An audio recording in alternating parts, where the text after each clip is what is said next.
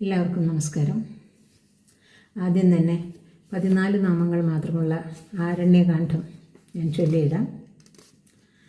ദണ്ഡകവനജന പാവന രാമ, ദുഷ്ടവിരാധ വിനാശന രാമ, ശരഭംഗസുതീഷ്ണാർച്ചിത രാമ, അഗസ്ത്യാനുഗ്രഹവർദ്ധിത രാമ, ഗൃധ്രാധിപസംസേവിത രാമ, പഞ്ചവടീതടസുസ്ഥിത രാമ, ശൂർപ്പണഖാർത്തിവിധായക രാമ, ഖരദൂഷണമുഖസോദക രാമ, സീതാപ്രിയഹരിണാനുഗ രാമ, മാരീചാർത്തികൃതാശുക രാമ, വിനഷ്ടസീതാന്വേഷക രാമ, ഗൃധ്രാധിപഗതിദായക രാമ, ശബരീദത്തഫലാശന രാമ, കബന്ധബാഹുച്ഛേദന രാമ. രാമായണം സുന്ദരകാന്ഡത്തിലേക്ക് കടക്കുന്നു. ഹനുമാൻ സമുദ്രലംഘനം ചെയ്ത് ലങ്കയിലെത്തുകയാണ്. മാതാവായ അഞ്ജനി ഹനുമാനെ സുന്ദര എന്ന് വിളിക്കുമായിരുന്നുവെന്നും അതുകൊണ്ടാണ് അഞ്ചാമത്തെ കാണ്ഡം, രാമായണത്തിലെ അഞ്ചാമത്തെ ഈ കാണ്ഡത്തിന് സുന്ദരകാന്ഡം എന്ന് പേര് വന്നതെന്ന് ഒരു ചൊല്ലുണ്ട്. അതുകൂടാതെ ലങ്കയെ ഒരു സൗന്ദര്യം നിറഞ്ഞ ഒരു നഗരിയായിട്ടാണ് രാമായണത്തിൽ പറയുന്നത്. അപ്പോൾ ലങ്കയിലേക്കുള്ള പ്രവേശത്തിനെയും ലങ്കയെക്കുറിച്ചുള്ള വിവരണത്തെയും ധാരാളമായിട്ട് ഈ കാണ്ഡത്തിലുള്ളതുകൊണ്ട് ഇതിനെ സുന്ദരകാന്ഡം എന്ന് പറയുന്നു എന്നും ഒരു വിശദീകരണമുണ്ട്. ഏതായാലും ഹനുമാൻ സമുദ്രലംഘനം ചെയ്ത് ലങ്കയിലേക്ക് പോകാനുള്ള തയ്യാറെടുപ്പിലാണ്. നമുക്കിനി അത് നോക്കാം. 100 യോജനയ്ക്കപ്പുറമുള്ള ലങ്കാനഗരം വരെ പരന്നു കിടക്കുന്ന മഹാസമുദ്രം ചാടിക്കിടക്കുന്നതിനായി മഹേന്ദ്രപർവ്വതത്തിൻ്റെ കൊടുമുടിയിൽ ആരോഹണം ചെയ്തിരിക്കുന്ന ഹനുമാൻ ആദ്യമായി അഞ്ജലീബന്ധത്തോടെ ആദിത്യദേവനെയും ദേവേന്ദ്രനെയും സ്വപിതാവായ വായുദേവനെയും പ്രപഞ്ച സൃഷ്ടാവായ ബ്രഹ്മദേവനെയും സർവ്വഭൂതങ്ങളെയും വന്ദിച്ച് പിന്നീട് ദക്ഷിണ ദിക്കിന് അഭിമുഖമായി നിന്ന് മുമ്പിലായി അലതല്ലുന്ന കടലിലെ വേലിയേറ്റം എന്ന പോലെ ദിവ്യസിദ്ധികൾ ഉപയോഗിച്ച് സ്വശരീരത്തെ മറ്റാർക്കും കഴിയാത്ത വിധത്തിൽ ഇച്ഛാനുസരണം വലുതാക്കി പിന്നീട് കുനിഞ്ഞിരുന്ന് കൈകളും കാലുകളും നിലത്തൂന്നിയപ്പോൾ അതിൻ്റെ ഊക്കുകൊണ്ട് മഹേന്ദ്രഗിരി ആകെ ഒന്ന് കുലുങ്ങുകയും പാദപങ്ങളിലും അവയെ ചുറ്റിക്കിടക്കുന്ന ലതകളിലും നിറഞ്ഞിരുന്ന കുസുമസഞ്ചയങ്ങൾ അടർന്നു വീണ് പർവ്വതനിവാസികളായ സിംഹഗജാതി വന്യമൃഗങ്ങളും സ്വസ്തിക ചിഹ്നം ഭണങ്ങളിൽ വഹിക്കുന്ന സർപ്പങ്ങളും നാനാജാതിയിലുള്ള പക്ഷിവൃന്ദങ്ങളും നടുങ്ങുകയുണ്ടായി. ഹനുമാൻ തടിച്ചു നീണ്ട വാലുയർത്തി ചുഴറ്റി പരിഖങ്ങളേക്കാൾ ശക്തിയുള്ള ഹസ്തദ്വയങ്ങൾ ബലപ്പിച്ച് നിലത്തോന്നി പാദയുഗളങ്ങൾ മടക്കി തറയിലമർത്തി പ്രാണവായുവിനെ നെഞ്ചിലടക്കി ദൃഷ്ടികളുയർത്തി ചെവികൾ കൂർപ്പിച്ചു വെച്ച് മുകളിലേക്ക് കുതിച്ചു. അതിൻ്റെ പ്രത്യാഘാതം കൊണ്ട് നിരവധി വൻമരങ്ങൾ കടപുഴകി തെറിച്ചുയർന്ന് പർവ്വതത്തിന് താഴെയുള്ള ജലപ്പരപ്പിൽ പതിച്ചു. താഴെ ഉദ്യോഗത്തോടുകൂടി നോക്കി നിൽക്കുന്ന കവിസമൂഹങ്ങളുടെ ദൃഷ്ടിപഥത്തിൽ നിന്ന് നിമിഷങ്ങൾക്കുള്ളിൽ മറഞ്ഞു കഴിഞ്ഞിരുന്ന ഹനുമാൻ പറന്നുപോകുന്ന സൂര്യബിംബം എന്ന പോലെ ദീപ്തിമത്തായ ഒരു കൊള്ളിമീൻ എന്ന പോലെ അമ്പരതലത്തിലൂടെ തെക്കോട്ട് പാഞ്ഞുപോയി. ആ പോക്കിൻ്റെ വേഗതയിൽ നാലുപാടും ചിന്നിച്ചിതറിയ മേഘപാളികളുടെ ഇടയിൽ നാനാവർണ്ണങ്ങൾ കാണുമാറായി. ചിലപ്പോൾ ആ മേഘങ്ങളുടെ മുകളിലായും മറ്റു ചിലപ്പോൾ അവയുടെ താഴെയായും മിന്നൽ പോലെ സഞ്ചരിക്കുന്ന ഹനുമാന്റെ മേൽ ദേവഗന്ധർവ വിദ്യാധരാദി ദിവ്യവർഗക്കാർ പുഷ്പവൃഷ്ടി ചൊരിഞ്ഞു.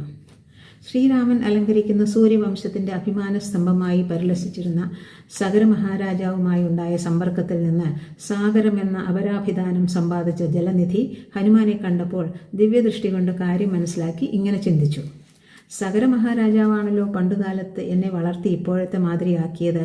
ആ മഹാനുഭാവന്റെ പിൻഗാമിയായ ശ്രീരാമന്റെ ദൗത്യം വഹിച്ചുകൊണ്ടാണ് ഹനുമാൻ പോകുന്നത്. എങ്ങനെ നോക്കിയാലും ഹനുമാന് ക്ഷീണമുണ്ടാകാതിരിക്കാനായി വിശ്രമം ഏർപ്പാട് ചെയ്യുന്നത് എൻ്റെ കടമ മാത്രമാണ്. ജലാന്തർഭാഗത്ത് സ്ഥിതി ചെയ്യുന്നതും കാഞ്ചന ശൃംഗമുള്ളവനുമായ മൈനാകം എന്ന പർവ്വതത്തെ വിളിച്ച് സാഗരം ഒരു നിർദ്ദേശം നൽകി. ശ്രീരാമകാര്യം സാധിക്കുന്നതിനായി ലങ്കയിലേക്ക് ആകാശഗമനം ചെയ്യുന്ന ഹനുമാൻ അങ്ങയുടെ മുകളിൽ എത്തിച്ചേരാൻ വലിയ താമസമില്ല. എനിക്കെന്ന പോലെ അങ്ങേക്കും അത്യന്തം ആദരണീയമാണല്ലോ സഗരന്റെ രാജവംശം. വായുപുത്രനായ ഹനുമാന് നാം ആതിഥേയത്വം നൽകുക തന്നെ വേണം. അങ്ങ് വെള്ളത്തിനടിയിൽ നിന്നുയർന്ന് ഹനുമാന് വിശ്രമമരുളണം.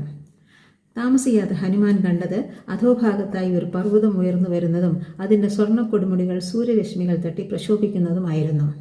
അജ്ഞാതമായ ഏതോ പ്രതിബന്ധമാണിത് എന്ന് തെറ്റിദ്ധരിച്ച് ഹനുമാൻ പർവ്വതത്തെ ഒന്ന് അമർത്തിയപ്പോൾ അത് പെട്ടെന്ന് കുറേയേറെ താഴ്ന്നുപോയി.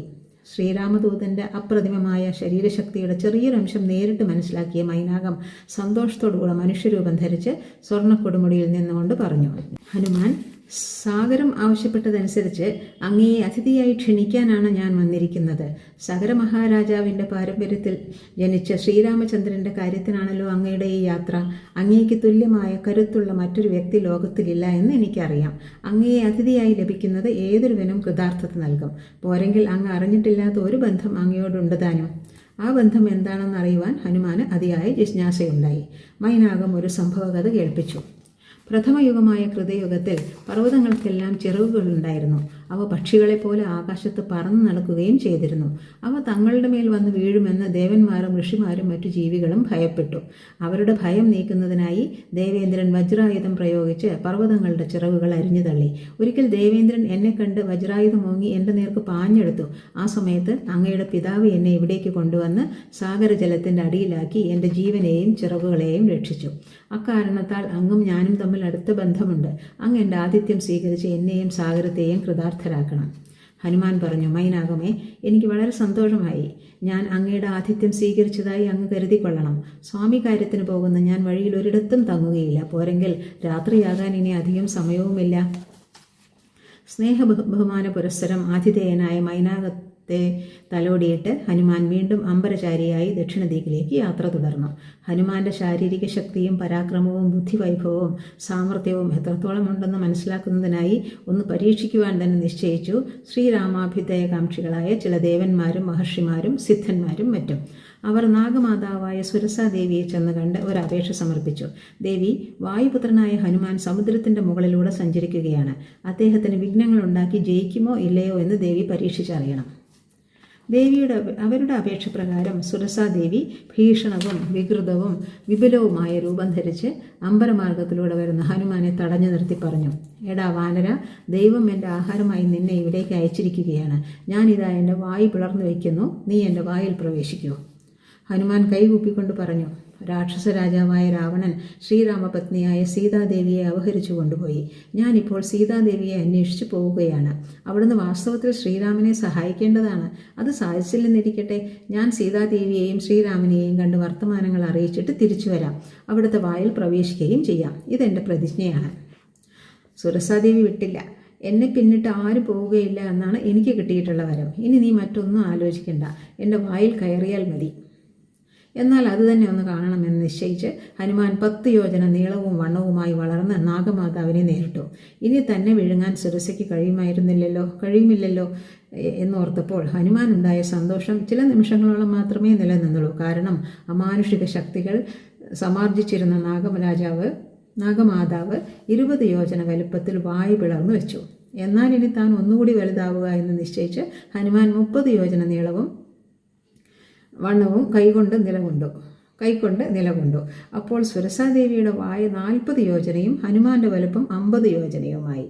അങ്ങനെ ക്രമത്തിൽ 10 യോജന വീതം കൂടി ഒടുവിൽ സുരസയുടെ വായ 100 യോജനയായപ്പോൾ ഹനുമാൻ നൊടിയിടകൊണ്ട് അങ്കുഷ്ടതുല്യ ശരീരനായി സുരസയുടെ വായിൽ ചാടിയിട്ട് പുറത്തേക്ക് പോന്നു. എന്നിട്ട് നാഗമാതാവിനെ ഭക്തിയോടെ തൊഴുതുകൊണ്ട് പറഞ്ഞു, ദേവി, ഞാൻ അവിടുത്തെ ആജ്ഞപ്രകാരം വായ്ക്കുള്ളിൽ കടന്നിരിക്കുന്നു. ഇനി എന്നെ പോകാൻ അനുവദിക്കുമാറാകണം. ഹനുമാന്റെ ബുദ്ധിചാതുര്യവും കർമ്മശ്രദ്ധയും അസന്ദിഗ്ധമായ വിധത്തിൽ പ്രകടമായ ആ അവസരത്തിൽ അത്യധികമായ അഭിനന്ദനം തോന്നിയ നാഗമാതാവിൻ്റെയും പരീക്ഷിക്കുവാൻ തുനിഞ്ഞ ദേവാദികളെയുടെയും അനുഗ്രഹാശിസുകളോടെ പവനസുതൻ ലങ്കാനഗരം ലക്ഷ്യമാക്കിക്കൊണ്ടുള്ള ആകാശസഞ്ചാരം തുടരുകയായി.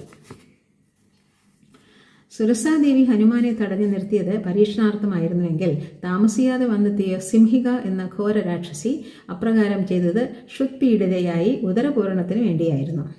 ഏതൊരു ജന്തുവായാലും ശരി, ആ ജന്തുവിൻ്റെ നിഴലിലൂടെ അതിനെ പിടിച്ചു നിർത്തി കൊന്നു തിന്നുക എന്ന അപൂർവമായ കഴിവുണ്ടായിരുന്നു സിംഹികയ്ക്ക്.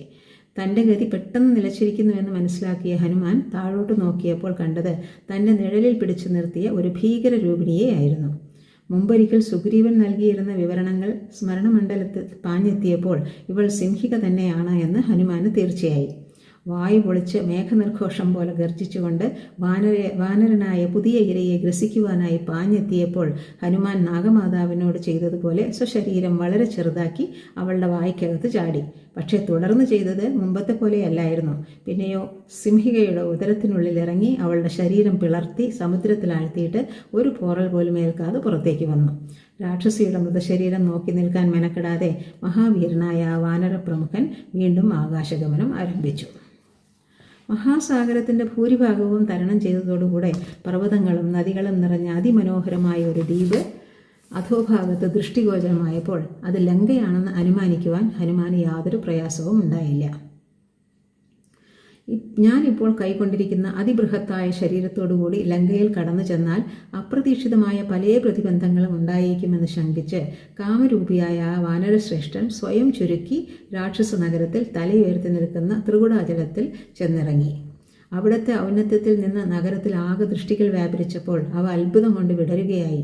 പച്ച പരവതാനികൾ വിരിച്ചതുപോലെയുള്ള പുൽപ്പരപ്പുകൾ, ഇടതങ്ങി നിൽക്കുന്ന വൃക്ഷസഞ്ചയങ്ങൾ, അവയുടെ ചില്ലകളിലിരുന്ന് ചിലയ്ക്കുന്ന പക്ഷിജാലങ്ങൾ, പടർന്നു നിൽക്കുന്ന സൂനസങ്കുലമായ വല്ലികൾ, വിശാലരമ്യങ്ങളായ ഉദ്യാനങ്ങൾ മുതലായവ ഏത് സന്ദർശകന്റെയും കണ്ണും കരളും കവരുവാൻ പോരുന്നവയായിരുന്നു. നീലോൽപ്പല കുസുമങ്ങൾ നിറഞ്ഞതും താഴ്ചയും വീതിയുമുള്ളതായ കിടങ്ങ് നഗരത്തെ വലയം ചെയ്തിരിക്കുകയാണ്. അമ്പരചുംബിയും കനകനിർമ്മിതവുമായ കോട്ടമതിലിൻ്റെ മുകളിൽ ആയുധധാരികളായ രാക്ഷസഭടന്മാർ ജാഗ്രതയോടെ അങ്ങോട്ടും ഇങ്ങോട്ടും ഉലാത്തുന്നുണ്ട്. അതിരമ്യങ്ങളായ കൊത്തളങ്ങളും സ്വർണ്ണപ്രഭ വിതറുന്ന തോരണങ്ങളും വർണ്ണശബളങ്ങളായ കൊടിക്കൂറകൾ പാറിക്കളിക്കുന്ന കൊടിമരങ്ങളും ധാരാളമായി കാണാം. വെടിപ്പും വൃത്തിയുമുള്ള രാജമാർഗങ്ങളുടെ ഇരുവശങ്ങളിലുമായി തൂവെള്ള നിറത്തിലുള്ള ഭവനങ്ങൾ നിരകളായി നിൽക്കുന്നുണ്ട്. എന്തിനു പറയുന്നു, വിശ്വകർമാവിനാൽ നിർമ്മിതവും ദേവനഗരിയായ അമരാവതിയേക്കാൾ മനോമോഹനവുമായ ലങ്കാനഗരം ആകാശമണ്ഡലത്തിൽ മന്ദമായി നീങ്ങുകയാണോ എന്ന് സംശയം പോലും ഹനുമാനുണ്ടായി. അതേസമയം അത്ര സുഖകരമല്ലാത്ത ചില ചിന്തകൾ ഹനുമാന് ശത്രുരാജ്യത്തെക്കുറിച്ച് തോന്നിയ അഭിനന്ദനത്തിനെതിരെ അണിനിരക്കാതിരുന്നില്ല. വിവിധായുധധാരികളും ശൂരന്മാരുമായ അസംഖ്യം രാക്ഷസഭടന്മാർ സംരക്ഷിച്ചു നിൽക്കുന്ന ഈ രാജ്യത്തെ ആക്രമിച്ച് കീഴടക്കുക എന്നത് ദേവന്മാർക്ക് പോലും സാധ്യമല്ല. എനിക്കും ഒരുപക്ഷെ സുഗ്രീവനും അംഗദനും നീലനും കടൽ ചാടി ഇവിടെ എത്താൻ കഴിയുമായിരിക്കും. എന്നാൽ വാനര സൈന്യവും ശ്രീരാമലക്ഷ്മണന്മാരും എങ്ങനെയാണ് ഈ കൃത്യം സാധിക്കുക എന്ന് ഇപ്പോൾ തനിക്കൊരു രൂപവുമില്ല.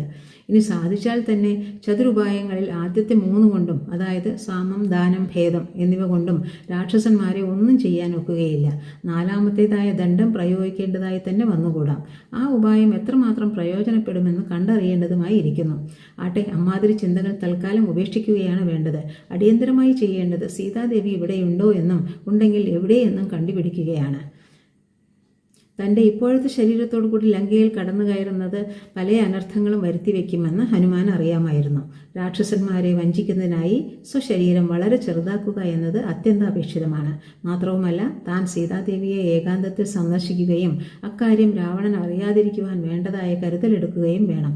ദൂതന് അവിവേകമുണ്ടായാൽ സ്വാമി കാര്യത്തെ സംബന്ധിച്ചിടത്തോളം പുലരിയിൽ ഇരുൾ പരക്കുന്നതിനൊപ്പമാകും. തൻ്റെ രൂപം വളരെ ചെറുതാക്കി രാത്രി സമയത്ത് ലങ്കയിൽ കടന്ന് എല്ലായിടത്തിലും സീതാദേവിയെ അന്വേഷിക്കുക തന്നെ. അതനുസരിച്ച് ഹനുമാൻ സൂര്യാസ്തമനത്തിന് ശേഷം സ്വശരീരത്തെ ഒരു പൂച്ചയോളം ചെറുതാക്കി രാവണപാലിതമായ ലങ്കാരാജ്യത്തിൽ പ്രവേശിക്കുവാൻ ഒരുക്കമായി. താരകാരാജികളുടെ മധ്യത്തിലായി പൂർണ്ണചന്ദ്രൻ ഉദിച്ചുയർന്നു നിന്ന് ലങ്കയിലാകെ പാലൊളി തൂകി തുടങ്ങിയപ്പോൾ സൂക്ഷ്മശരീരനായി മാറിയിരുന്ന മാരുതി ഉത്തുംഗപ്രാകാരത്തിൻ്റെ മുകളിൽ നിന്നുകൊണ്ട് താഴത്തേക്ക് നോക്കി. കനകദീപങ്ങളാൽ അലങ്കൃതമായ നഗരം രത്നാഭരണങ്ങൾ അണിഞ്ഞ് ഒരു കമനീമണിയെപ്പോലെ വിലസുകയായിരുന്നു. പ്രാകാരത്തിൽ നിന്ന് അകത്തേക്ക് കടക്കുവാൻ ഹനുമാൻ കാലെടുത്ത് വെച്ചതേയുള്ളൂ. അതാ പുരോഭാഗത്ത് നിൽക്കുകയാണ് വികൃതരൂപിണിയായ ഒരു ഘോര രാക്ഷസി. എടാ വാനര, ലങ്കയിൽ കാലുകുത്താൻ നിനക്ക് അനുവാദമില്ല. നീ ഇപ്പോൾ കാലപുരിയിലേക്ക് പോകും. അതിനു മുമ്പ് സത്യം പറയുകയാണ് നിനക്ക് നല്ലത്. ആരാണ് നീ? എന്തിനിവിടെ വന്നു? എടി രാക്ഷസി, നിന്റെ ചോദ്യങ്ങൾക്ക് ഞാൻ തീർച്ചയായും ഉത്തരം പറയാം. പക്ഷേ അതിനു മുമ്പ് നീ ആരെന്ന് എന്നോട് പറയണം. ഈ ഗോപുരദ്വാരത്തിൽ എന്തിനാണ് നിൽക്കുന്നതെന്ന്. ഞാൻ ലങ്കാലക്ഷ്മിയാണ്. രാവണ ചക്രവർത്തിയുടെ ആജ്ഞപ്രകാരം ഈ നഗരത്തെ കാത്തു നിൽക്കുകയാണ് ഞാൻ. എൻ്റെ കണ്ണിൽ മണ്ണിട്ട് ഉള്ളിൽ കടക്കാൻ നിനക്കെന്നല്ല ഒരു ജീവനും കഴിയുകയില്ല. എൻ്റെ ഒരൊറ്റ അടി മാത്രം മതിയാവും നിന്നെ കൊന്നു വീഴ്ത്താൻ. ലങ്കാലക്ഷ്മി, അതിമനോഹരമായ ഈ ലങ്കാരാജ്യം നടന്നു കാണാൻ എനിക്ക് അതിയായ ആഗ്രഹമുണ്ട്. അതിന് നീ എനിക്ക് അനുവാദം തരണം. കണ്ടു കഴിഞ്ഞിട്ട് ഞാൻ വന്നതുപോലെ പൊയ്ക്കൊള്ളാം. എടോ വാനര, നിന്നെ ഞാൻ വിടില്ല, തീർച്ച.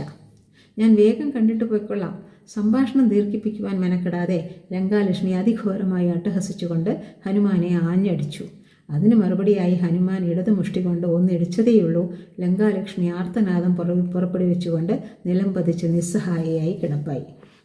അതോടുകൂടെ ഭാവവ്യത്യാസം വന്നു ചേരുന്ന അവൾ നിരുദ്ധകണ്ഠയായി പറഞ്ഞു, മഹാവീരനായ വാനരേന്ദ്ര, അങ്ങ് എന്നിൽ പ്രസാദിക്കണം. ഞാൻ തന്നെയാണ് ലങ്കാനഗരി. അങ്ങ് ശക്തി കൊണ്ട് എന്നെ തോൽപ്പിച്ചിരിക്കുന്നു. ബ്രഹ്മദേവൻ മുമ്പൊരിക്കൽ എന്നോടൊന്ന് അരുളി ചെയ്തിരുന്നു. അതായത്, എപ്പോഴാണോ ഒരു മഹാവാനരൻ എന്നെ കീഴടക്കുന്നത് അപ്പോൾ ലങ്കയിലെ രാക്ഷസന്മാർക്ക് ആപത്തുണ്ടായി എന്ന് മനസ്സിലാക്കണമെന്ന്. ആ കാലം വന്നെത്തിയിരിക്കുന്നു എന്നതിന് സംശയമില്ല. ബ്രഹ്മദേവന്റെ അരുളപ്പാട് ഒരിക്കലും വ്യർത്ഥമാവുകയില്ലല്ലോ. സീതാദേവി കാരണം രാക്ഷസന്മാർക്ക് വിനാശകാലം അടുത്തിരിക്കുന്നു. അങ്ങ് നഗരത്തിൽ പ്രവേശിച്ച് സീതാദേവിയെ അന്വേഷിക്കുകയും ഉദ്ദേശിച്ച കൃത്യങ്ങളെല്ലാം അനുഷ്ഠിക്കുകയും ചെയ്തുകൊള്ളൂ.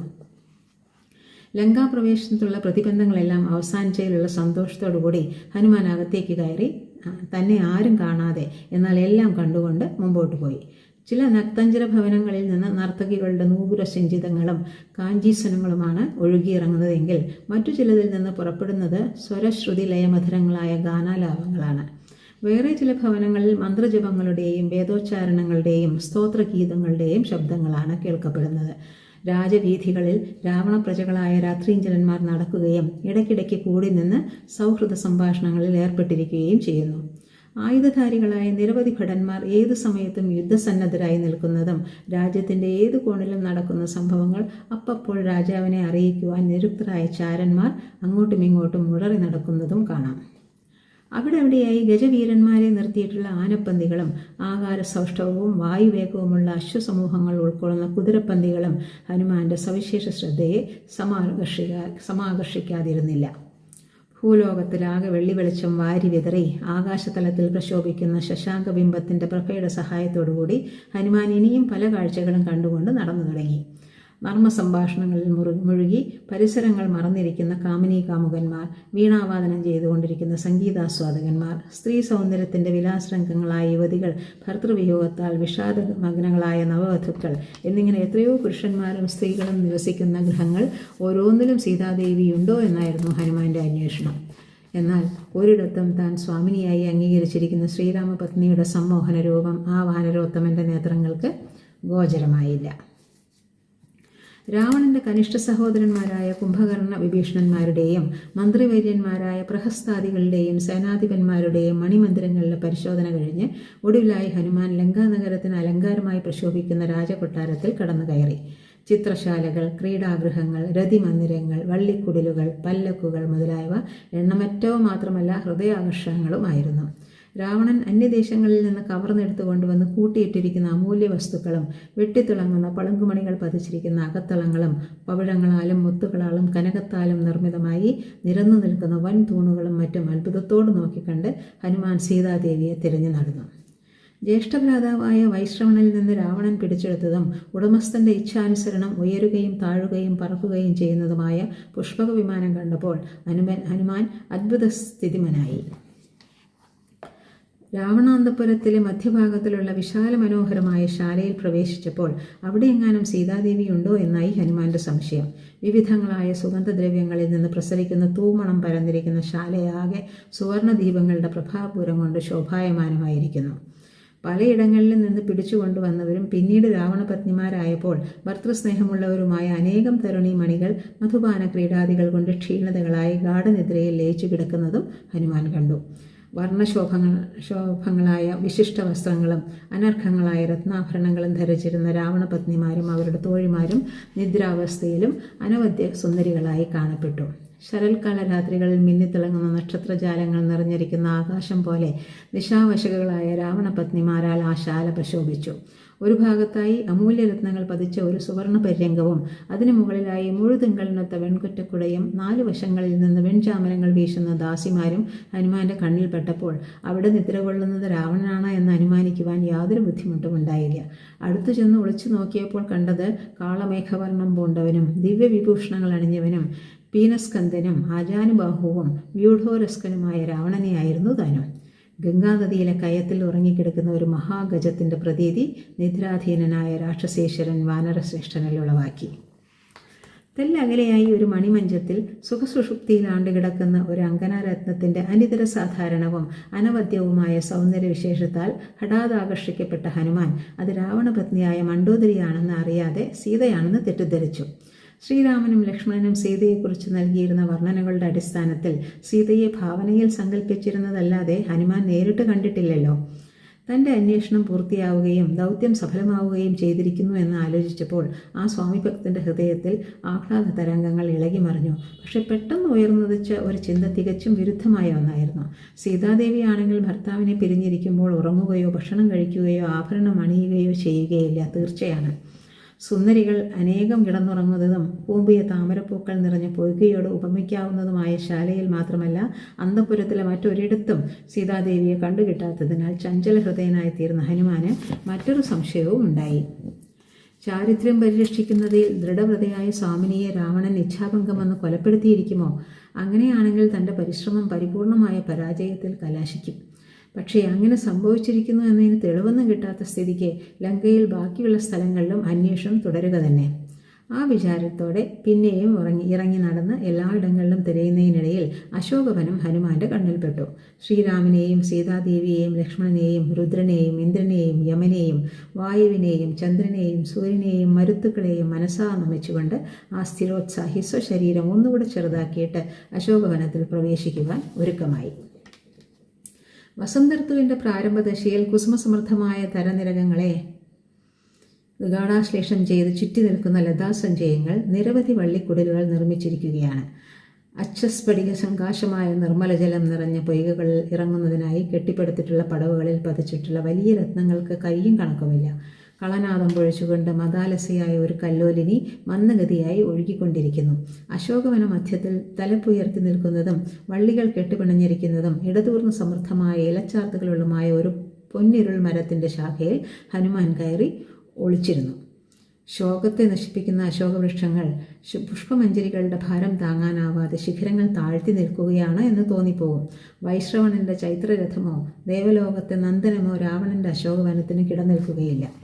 അത് അല്പം അകലെയായി അനേകം സ്തംഭങ്ങളുള്ളതും വളരെ ഉയരമുള്ളതും പവിഴക്കൽപ്പടവോട് കൂടിയതും സ്വർണ്ണത്തറകളുള്ളതും എല്ലാവിധത്തിലും നയനാനന്ദകരവുമായ ഒരു ചൈത്യപ്രസാദം രാക്ഷസ സ്ത്രീകളാൽ പരീതയായി വ്രതാനുഷ്ഠാനത്താൽ കൃഷഗാത്രിയായി നിരന്തരം നെടുവീർപ്പിടുന്നവളായി ശുക്ലപക്ഷാദിയിലെ ചന്ദ്രക്കലയോട് സാദൃശ്യമുള്ളവളായി സ്ത്രീ സൗന്ദര്യത്തിൻ്റെ മൂർത്തീകരണമായ ഒരു മനുഷ്യയുവതി.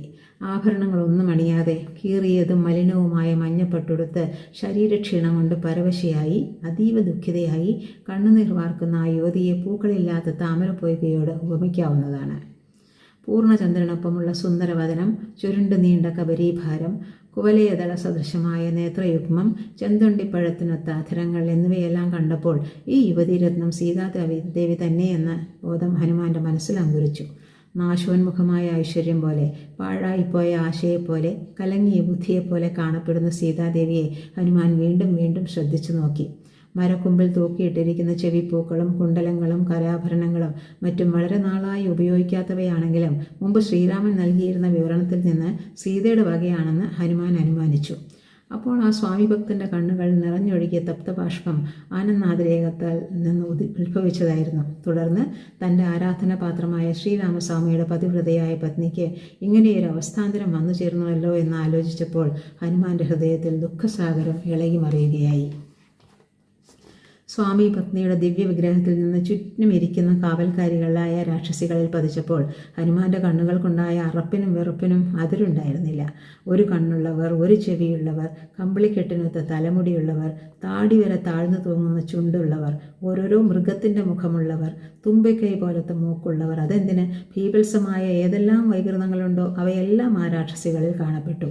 ഭയാനകങ്ങളായ ആയുധങ്ങൾ കൈകളിലേന്തുന്നവരും മദ്യലഹരി കയറി മദ്യപിക്കുന്നവരും പച്ചമാംസം തിന്നുന്നവരും രക്തം കുടിക്കുന്നവരും ആ കൂട്ടത്തിൽ ഉൾപ്പെട്ടിരുന്നു. ശാഖോപശാഖകളോടുകൂടിയ ഒരു ശിംശഭാവൃക്ഷത്തിൻ്റെ ചുവട്ടിലിരിക്കുന്ന പതിവ്രത ശിരോമണിയായ സീതയുടെ ചുറ്റിനുമാണ് ആ കരാളരൂപിണികൾ. പിന്നീട് ഹനുമാൻ അവിടെ എന്തൊക്കെ കണ്ടുവെന്ന് അടുത്ത ലക്കത്തിൽ.